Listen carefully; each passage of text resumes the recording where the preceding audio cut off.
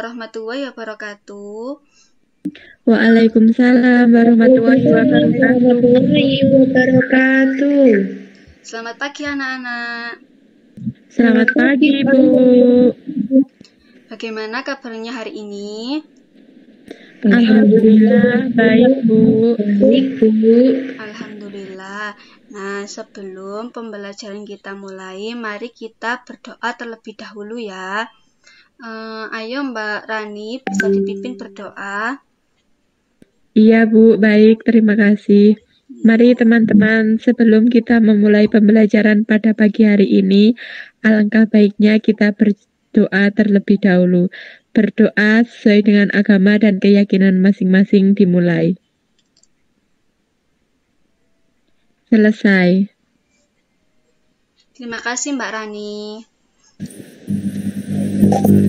Nah, meskipun kita masih pembelajaran daring, anak-anak selalu menjaga kesehatan ya, dan selalu mematuhi protokol kesehatan dengan menjalankan 3M. Ada yang tahu 3M itu apa saja? Memakai masker, menjaga jarak, dan mencuci tangan. Nah, iya, betul sekali.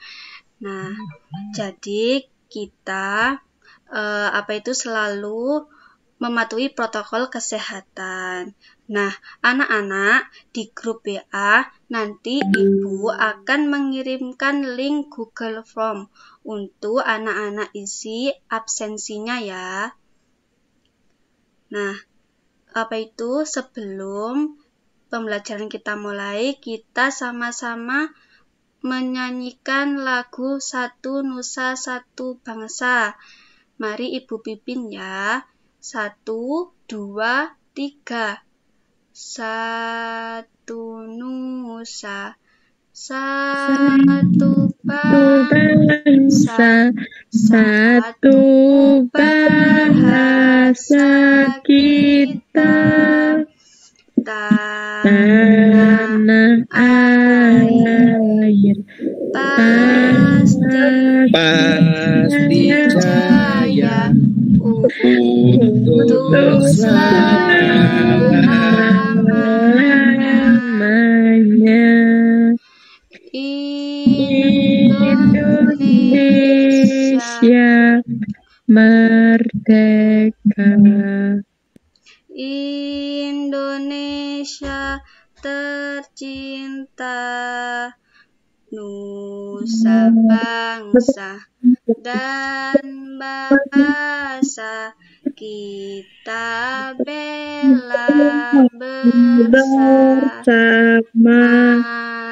Nah, baik anak-anak. Sekarang Ibu share screen dulu ya.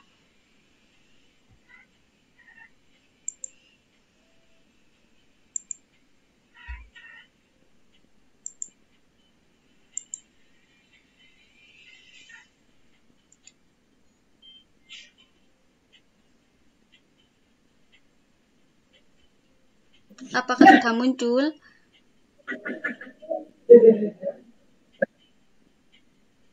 Apakah sudah muncul anak-anak?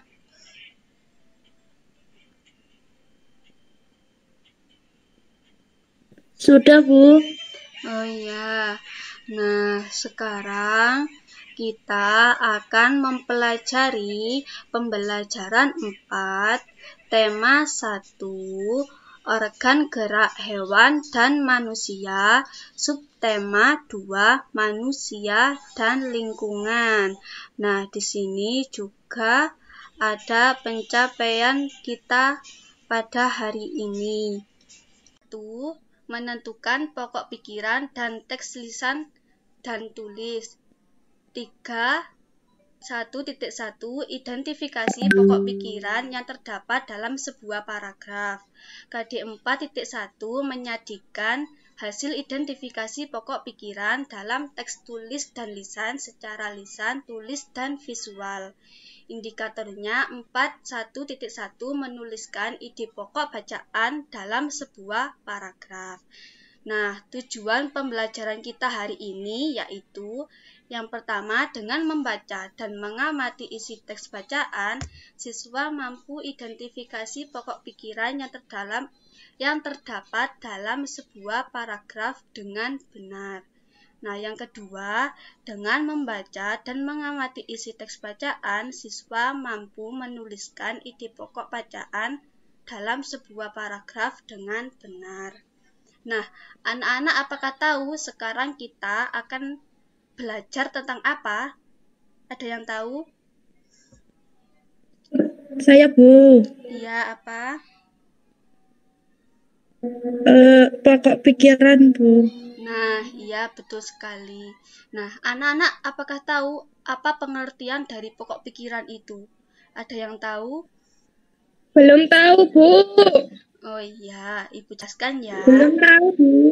Nah, pengertian pokok pikiran adalah ide utama atau inti pembahasan dari sebuah paragraf. Pokok pikiran disebut juga gagasan utama, gagasan pokok, atau ide pokok. Nah, di sini ada 3 ciri-ciri dalam pokok pikiran dari sebuah paragraf. Nah, yang pertama, pokok pikiran memiliki kalimat penjelas atau kalimat pengembang untuk menjabarkan kalimat umum. Yang kedua, pokok pikiran tidak dapat berdiri sendiri karena masih dibutuhkan kalimat pendukung untuk menguatkan dan memberikan alasan lebih spesifik. Nah, yang ketiga, pokok pikiran sebagai landasan dasar dari sebuah tulisan. Namun, jika landasan tersebut tidak ada pusat pembahasannya, maka tidak akan menjadi gagasan yang menarik. Karena inti dari sebuah pesan tertulis adalah pembahasan yang jelas, gamblang, dan mudah dimengerti. Nah, di pokok pikiran ini juga memiliki fungsi. Nah, fungsinya yaitu memberikan penjelasan dari inti suatu bacaan atau paragraf, sehingga pembaca atau pada saat kita membaca, kita dapat dengan mudah untuk memahami paragraf tersebut. Nah, di sini juga ada cara menentukan pokok pikiran.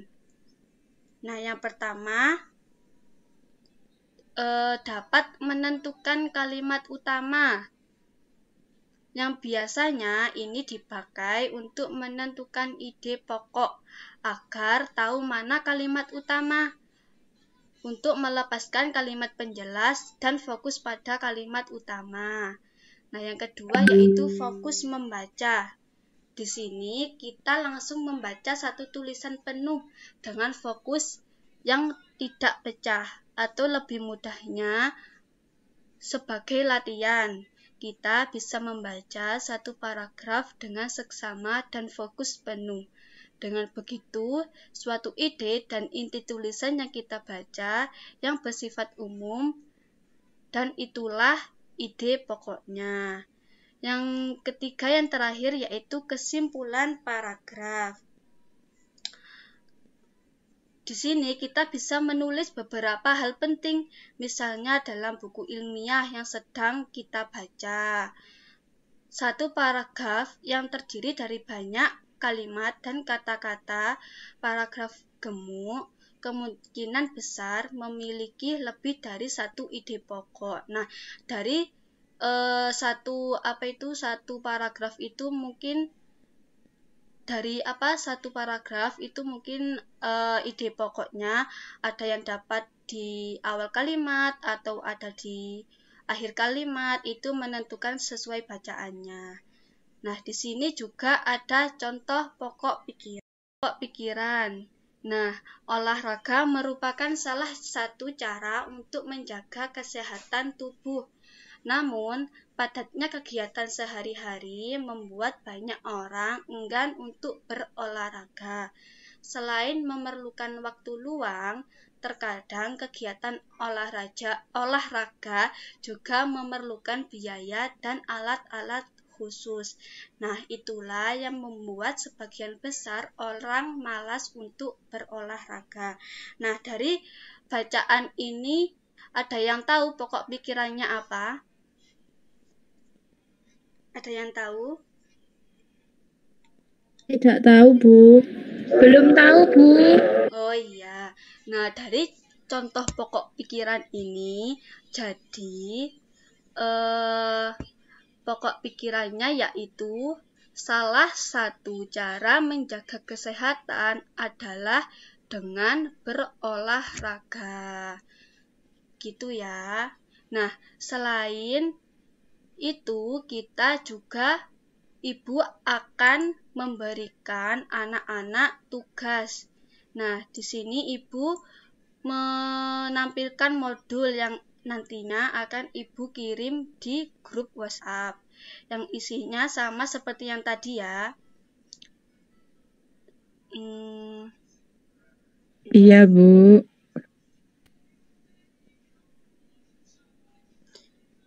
Bentar. Nah, di sini ada soal pilihan ganda.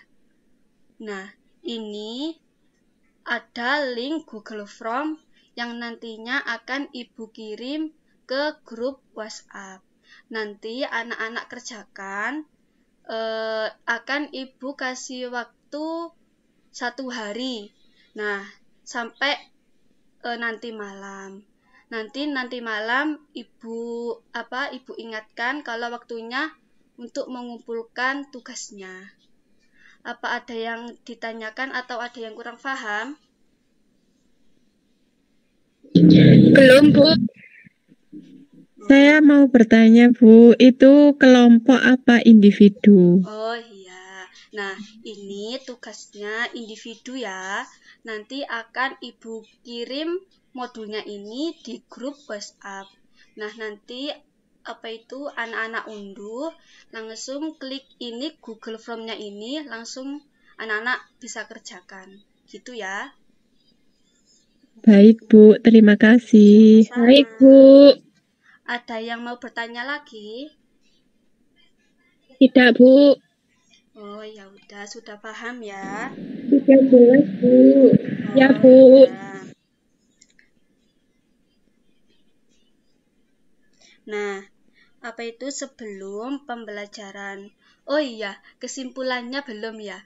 Nah, kesimpulan pada pembelajaran hari ini yaitu pokok pikiran merupakan ide utama atau inti pembahasan dari sebuah paragraf.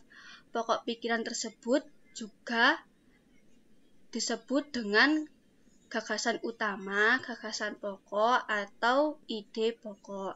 Nah, tadi kita sudah mempelajari mengenai mengenai tentang menentukan ide pokok, fungsi ide pokok, ciri-ciri ide pokok. Nah, ciri-ciri ide pokok ini ada 3 ya. Sudah mengerti kan ya? Tadi udah Ibu jelaskan. Nah, dan juga beserta contohnya. Baik, sebelum ditutup pembelajaran hari ini, mari kita berdoa terlebih dahulu ya. Mbak Nindi bisa memimpin berdoanya.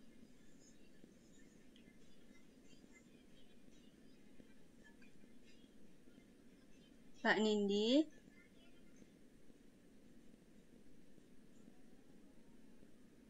Menurut kepercayaan mungkin agama masing-masing, ya. berdoa Ayo Mbak Leli, mulai. apa bisa? Bisa, Bu. Oh iya, minta tolong dipimpin ya. Iya, Bu. Baik, teman-teman, sebelum menutup pembelajaran, mari kita berdoa terlebih dahulu.